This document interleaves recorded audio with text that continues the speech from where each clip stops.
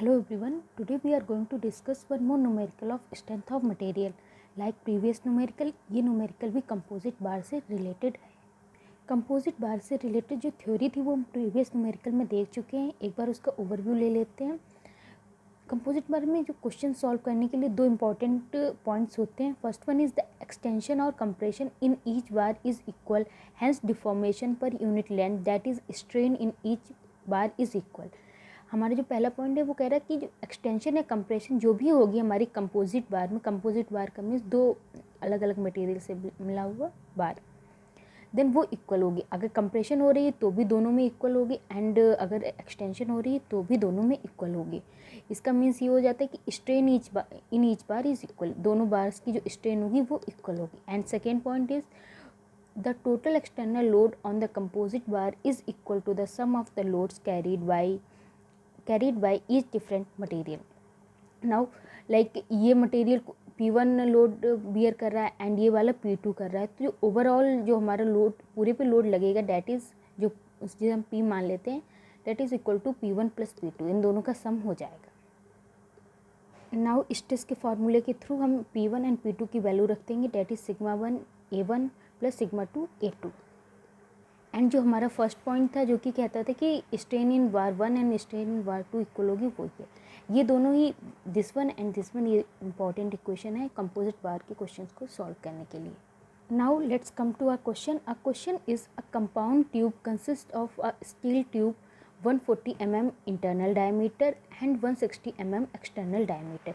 एक हमारा compound tube है जो कि इसके जो पहला मटेरियल है जिसमें वो स्टील है. स्टील का जो इंटरनल डायमीटर 140 है and external diameter 160, internal 140 and external 160 है. तो हम एक फिगर ड्रॉ कर सकते हैं. ये जो स्टील का बार मान सकते हैं, ट्यूब मान सकते हैं. इसका जो इंटरनल है वो 140 है एंड एक्सटर्नल जो है वो 160 है. Then and an outer brass tube, और उसके ऊपर आउटर में ब्रास ट्यूब है जिसमें जो उसका इंटरनल डायमीटर है that is 160 and external diameter 180 है. इंटरनल डायमीटर 160 मीन्स इस ट्यूब की जस्ट बाद होगा स्टील वाले जो हमारा पहला ट्यूब है, एंड सेकेंड इज आउटर जो है वो 180 है. तो इस टाइप से हम बना सकते हैं. ये स्टील है, ये ब्रास का है. नाउ हमें दे रखा है the two tubes are of the same length, and जो लेंथ दे रखी है वो सेम दे रखी है हमें, दोनों की लेंथ सेम है. The two tubes are of the same length. The compound tube carries an external load of 900 kilonewton.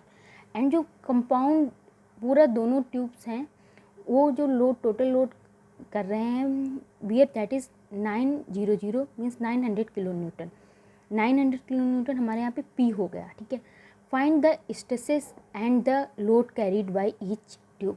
हमें इनमें अलग अलग स्ट्रेसेस निकालनी है कि ये स्टील कितना बियर कर रहा है एंड जो हमारा ब्रास है उसमें कितनी स्टील है, एंड लोड भी निकालना है इनके, मीन्स P1 एंड P2 भी निकालनी है. Load carried by each tube and the amount of it shortens, means कितना छोटा हो रहा है. मीन्स जो हमारा लोड है इसका मतलब वो बाहर की तरफ नहीं, टेंसाइल नहीं, बल्कि कंप्रेशन, तभी तो छोटा हो रहा है हमारा जो बार है. That is length of each tube is 140 mm. Length की वैल्यू में दे रखी, यहाँ से यहाँ तक कितनी है 140 mm है. Take E for steel, steel के लिए E हमें 2 × 10⁵ दे रखा है, and for brass this is 1 × 10⁵. Now let's solve the question. Question solve करने के लिए हमें स्ट्रेस निकालने में हमेशा एरिया चाहिए होता है. डायमीटर हमें दे रखा है तो हम पहले दोनों का एरिया निकाल लेंगे. Cross sectional area of steel tube हमें पता है एक्चुअली एरिया होता है πr², बट ये ट्यूब है तो उसमें πr1 माइनस r2² हो जाता है, बट हमने यहाँ पे डायमीटर के टर्म में किया तो इसको π/4 इन्हीं आउटर वाला डायमीटर माइनस जो इंटरनल वाला डायमीटर दैट इज़. सो हमें एरिया मिलेगा स्टील का दिस वन. सेम हम ब्रास का निकालेंगे, हमें इतना एरिया मिलेगा. नाउ हमें यंग्स मॉडुलस की वैल्यू दे रखी है. हम लेट कर लेते हैं कि सिग्मा एस जो है वो स्ट्रेस इन स्टील है एंड सिग्मा बी जो है वो स्ट्रेस इन ब्रास है. तो जो हमारा फर्स्ट स्टेटमेंट था जो कहता था कि strain in first bar equal to strain in second bar, वो हम अप्लाई करेंगे। Strain in steel equal to strain in brass. जब हम इस फार्मूले में सारी वैल्यूज़ पुट करेंगे तो हमें एक रिलेशन मिल जाएगा sigma S and sigma B के बीच, that is sigma S equal to 2 sigma B. Now हमारा जो सेकेंड स्टेटमेंट था जो कहता था कि ओवरऑल जो भी लोड होगा वो दोनों के लोड के इक्वल होगा, जो दोनों बियर कर रहे होंगे। सो ओवरऑल हमें 9000 किलो न्यूटन दे रखा था, एंड लोड इन स्टील क्या हो जाएगा sigma S into area, and load in brass sigma B into area. Now सारी वैल्यूज़ पुट कर देंगे हम, एंड जो हमारे पास दो वेरिएबल हैं sigma S and sigma B, because हमें एरिया तो पता है, तो इस इक्वेशन से हम यहाँ पे सिग्मा एस की वैल्यू पुट कर देंगे in term of sigma B. Now एक इक्वेशन हमारे पास है, एक वेरिएबल है, हम इजीली सॉल्व कर देंगे। So we get value of sigma B means stress in brass that is 60.95 newton per mm square, and similarly हम सिग्मा एस निकाल लेंगे that is 121.9 newton per mm square. Now हमने stresses निकाल ली है। Second one is हमें निकालना है लोड जो ईच बार कैरी करेंगे। तो load carried by brass tube क्या हो जाएगा स्ट्रेस इंटू एरिया। स्ट्रेस यहाँ पे ब्रास वाली होगी एंड एरिया भी ब्रास वाला होगा। सो सारी वैल्यू दोनों वैल्यूज पुट करेंगे, we get 325515 newton. Now steel, तो टोटल से जो हम ब्रास वाली माइनस कर देंगे देन वी गेट स्टील, जो स्टील बार हमारा है वो कितना लोड बियर करेगा। नाउ थर्ड चीज़ जो हमें निकालनी थी कि वो कितना हमारा जो शॉर्ट हो जाएगा, इतनी लेंथ कम हो जाएगी। So decrease in length of the compound tube जो होगी वो किसी एक की निकाल लेते हैं, बिकॉज दोनों में हमने पढ़ा था कि सेम ही होगी।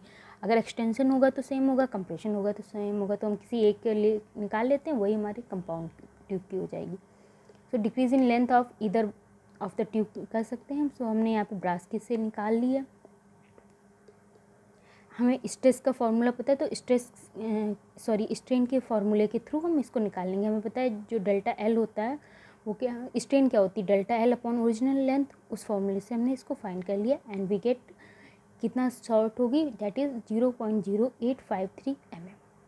सो हमारा क्वेश्चन कंप्लीट हो गया। हमें निकालनी थी स्ट्रेसेस दोनों जो मटेरियल है उसमें कितनी होंगी वो हमने फाइंड कर ली, एंड लोड जो दोनों मटेरियल हैं वो कितना बियर करेंगे वो निकाल ली, एंड शॉर्ट कितनी हो जाएगी जब इसमें कंप्रेशन लगेगा, तो ये कितना बार जो हमारा है वो शॉर्ट हो जाएगा डेल्टा एल, वो भी हमने निकाल लिया।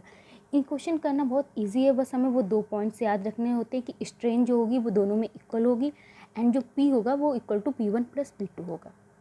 Thank you.